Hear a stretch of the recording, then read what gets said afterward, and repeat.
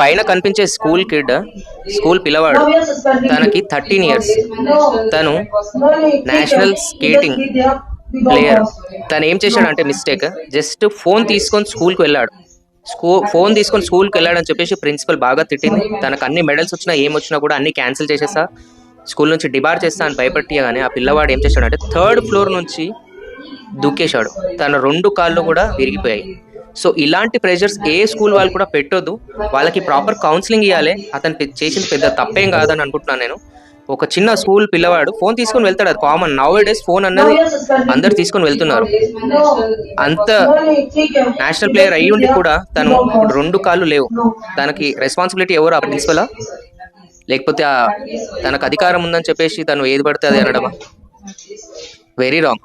పిల్లలకి కౌన్సిలింగ్ ఇవ్వాలి అంతే తప్ప వాళ్ళ పైన ప్రెషర్, ఒత్తిడి ఇలాంటివి పెట్టకూడదు. సో పెట్టినందుకు ఆ పిల్లవాడు ఇప్పుడు జీవితం, కెరియర్ మొత్తం ఖరాబ్ అయిపోయింది. తన కెరియర్ మొత్తం స్పాయిల్ అయిపోయింది. 2 కాళ్ళు పోయాయి తనకి పాపం. తన స్పైన్ కూడా ఇంజరీ అయింది.